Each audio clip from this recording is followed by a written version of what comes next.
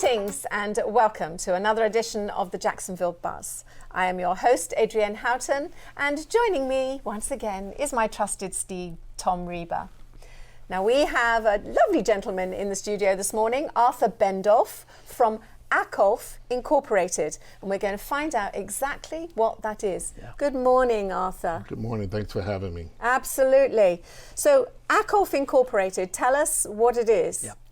Accolph Incorporated is a prostate cancer survivor awareness nonprofit. We focus on bringing awareness to prostate cancer. Yeah. Prostate cancer will affect 1 out of 8 men, 1 out of 5 Black men, and 1 out of 5 veterans. Whoa. Wow. Yeah. What made you start this particular nonprofit? About 3 years ago, I was diagnosed with prostate cancer. Yeah.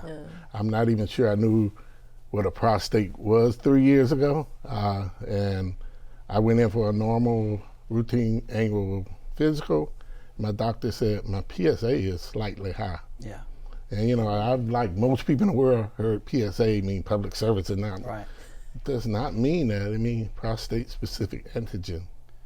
It's the leading indicator of something's wrong. Wow. It's not, your PSA can be off for a lot of reasons. It's like it's like your check engine light on your vehicle. Basically, it could be something as simple as your gas cap needs to be tightened, or your whole engine can be going out. Wow. It is Right. an indicator. And mine was slightly high, and the doctor was like, it's not a big deal. Yeah. The doctor asked me, do I want to go see a urologist? I was like, yeah. Yeah. And from that, I found out I met a lot of great men that were suffering and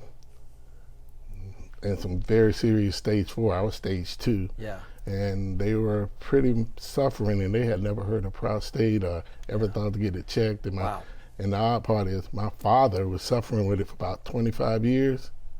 I knew it's one of these things men tell you, he has that man's cancer. Yeah. They don't call women breast cancer women's cancer. So so nobody talked about that. I knew my dad had it, and long story short, 3 years ago, I found out and insisted that my family became an advocate for my family. Yeah. My 2 brothers came out. Both of those was positive for prostate cancer, so we went 4 for 4 in my family. Oh. Wow. And but they were treated and taken care of, and now we're all healthy and happy. It's catch it soon.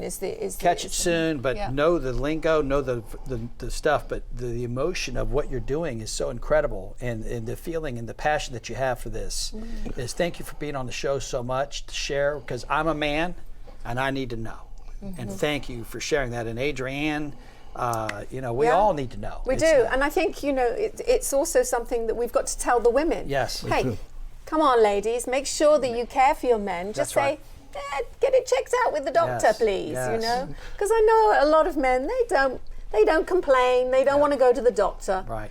But even if they're just getting an annual physical, that's how yours was found. Yeah. And the biggest thing being found prostate cancer is the embarrassment. Yeah. I told my wife when the doctor called me and told me I had prostate cancer, I was like, why am I embarrassed? I did nothing wrong. That's right. I did nothing wrong. That's right. And like, if you notice from the Secretary of Defense, he was a little ashamed to say he had prostate cancer. Men are ashamed. Yeah. And if I don't do anything else, I want to carry the flag that says there's no embarrassment. Wow. No, yeah. And I was like, why do I feel ashamed? And I turned that around and said, I'm gonna tell the world. Yes. I started shouting it and bringing awareness that there's nothing to be ashamed of. You did nothing wrong. You did something right, as a matter of fact. Yes. Absolutely. Witness and respect. 100%. How many people do you see on a weekly basis that you need to talk to?